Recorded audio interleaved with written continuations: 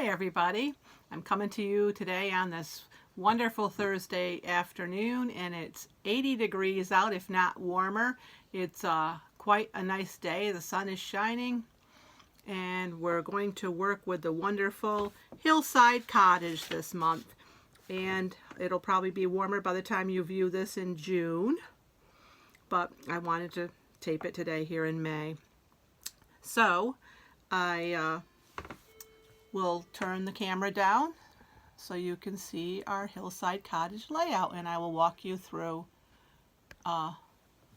exactly what we'll be doing here. I guess that's upside down. I'm going to turn it around the other way so it's facing me, so it's the right way, I guess. Yes, because I don't know why it does that, but anyways, so on this one we will be, first of all, taking your white daisy, and you're going to stamp this bottom border with the lovely, find it here. What the heck is it? I don't know where mine is right now. Over here someplace. I've got one. Anyway, this lovely May stamp of the month. I did use this stamp down here, and I just used black, and I did use not my Misty because it's too hard, but I have one stamping tool that's like a Misty, but it has open ends, so I was able to do it double stamped if I want, but I don't even know if I did double stamp any of this. It came out good. The trick to that is make sure you use a padded background, make sure your stamp is really well inked, and count 1001, 1002, 1003, 1004, 1005, and then lift your ink up, because your ink takes time to get from the stamp and absorb into the paper. I think you'll find with black you'll have a much better impression if you do it that way. And how I did do it was I started by actually, I'm going to turn this around, putting my pages together. And you can put a little adhesive on them if you need to tack them down, or even a piece of tape on the top if you want, so that the pages were together. And I started here. And you can see I actually started with this flowery one is over here. So I kind of went onto both pages at the same time, so that you could pick up and go this way and end here, and pick up at the end of this one and go this way. So that it's not, well, it kind of is exactly the same, almost exactly the same how I ended, because I ended with this flower. But you know, it's random, so it doesn't really matter because everything will fit. But I kind of liked how this had the two big ones here, so you could kind of lay your stamp on to see how you need to stamp it so that you get this. But I will suggest when you do the stamping, start in the center and put your pages, of course mine aren't going to go together tight, but when you don't have anything on them, they will. And then you can see how this works out perfectly. I have a couple of the little things right there, and it comes out perfect if you do it that way. So that's how I began. I stamped the bottom, because you know what? You don't want to get all this stuff on and do it last, because what happens if you mess up and you have to turn the page over? Because you can always do that too if you mess up. So that was that. We start with that. Then in your kits you will have, let me just show you before we get going on the actual mechanics of all this, but I wanted to let you know that's how I did the stamping. In your kits you will have 2 sheets of white daisy. You'll have your sheet of designer paper there, and you will have this one, Bluebell, this lovely die cut, which you'll have to go and poke out some little things, and that's fine. You can just do that with your little poker tool and just tear them on the back side if you have to tear them to get them off, or use your knife so that they come out perfectly. And then you'll have this piece. Now, for those of you that got the PML cards, I used this white piece to trace an oval around my PML card and just fussy cut it out to put it on my title so it would fit perfectly. Now, for those of you who do not have the PML cards, I was thinking that you could maybe use a sticker, or if you have a stamp, you could do that. Some of the stickers will fit on there, but you're going to have to cut them down. So again, you would have to use this to trace, like even on this one, you'd have some white or something on the edge, and oh, you wouldn't have white, but you would have, see if you use that one right there that says Heart and Home, it covers it. Family, pretty much, you could use family if you wanted on there. You could use this one too and cut around. It's just not going to, because of the shapes that these are, they aren't going to cover this oval perfectly.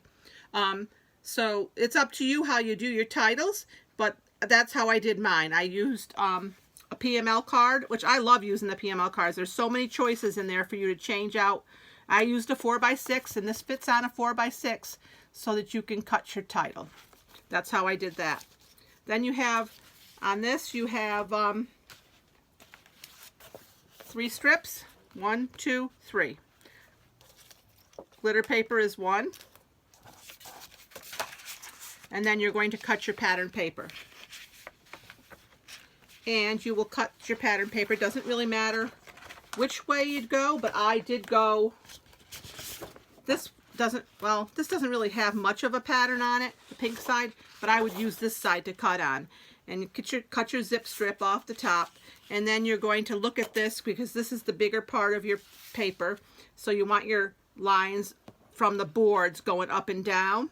So the first strip is cut at 4.5, so you're going to cut 2 pieces on the black side, 4.5, and it doesn't really matter, you just leave your paper trimmer, you leave it right in your paper trimmer, and then you're going to cut 2 at 1.5. So you're going to cut 2 at 4.5, 1 for each page, and 2 at 1.5 for the pink part, because the other side is pink. So that's what you're going to do. And on your photo mats, you can cut this into 4x6. It's already 6, so you're just going to cut 3 4s, and you can also cut them down if you want more 3x4s. So that's that with this in your kit. Basically, that's all you're going to do, and then you just start at the top with your pink strip, and then you move down to the next one, which is the black strip, and then your glitter strip, and then you're going to just, oops, I got these upside down here. You're going to just adhere these 3 pieces down. This is part of the sticker. I just use a piece of it here, and then I cut the ends off so it would fit nicely in that little spot. I guess I did use 3x4, so you'll do 2. You can do 4x6 if you want, but I used PML card here. That's a PML card also, and this is off your sticker sheet. And this is off your sticker sheet. And I also added some little hearts from the sticker sheet here.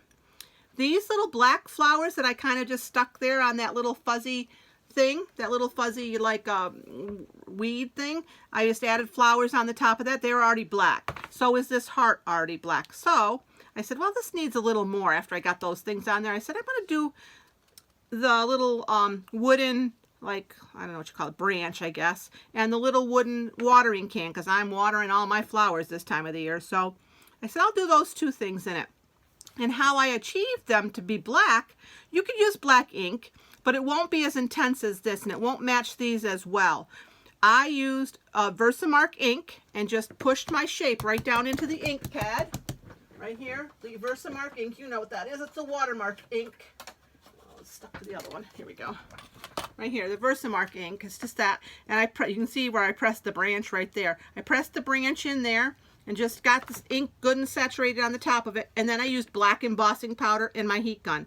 I will tell you, be careful with your heat guns because they are hot. You just want to melt this. You don't want to burn up the wooden shape. So it takes a minute. I use my tweezers to hold on to it because they get hot and they're small pieces. So use your tweezers and just emboss. Same thing with this. I just pushed it down. And if you don't get enough on there the first time by using this, do it again. I did it twice on both of these. I put this back in here after it was already embossed once. Put it right back in here. You can see the little lines in my thing. And then I put some more embossing powder on it. You can do that as many times as you want to get the desired effect. Because mine are very solid, my blacks, because I wanted them to match the little pieces. So that's how you do that part. Other than that, it's just a matter of deciding what pictures you want to put on it, and then figuring out you have plenty of space to put your photo mats. You can follow like I did. I did 2 4x6, and then I cut one of my 4x6s into 3x4s, and I gave you an extra 3x4 that's in your packet. So it's pretty simple and self-explanatory, but I really liked doing this. I liked getting back to stamping, and I hope that soon we can get together. I do plan on asking people if they'd like to come, like for something like this, to stamp. If they didn't get the stamp, if they want to come to my house and do the stamping, they're more than welcome to. I can set up a time. Just let me know that you're interested in doing that, and we can figure out a time that you could come and do it. It won't take long, but it does take a minute to do, and you can use my stamping tool if you feel comfortable with it. That's fine too. I can set that up for you. But let me know, and I hope you're all doing well. I'm looking forward to soon, I hope, getting together with you all. Take care. See you next month.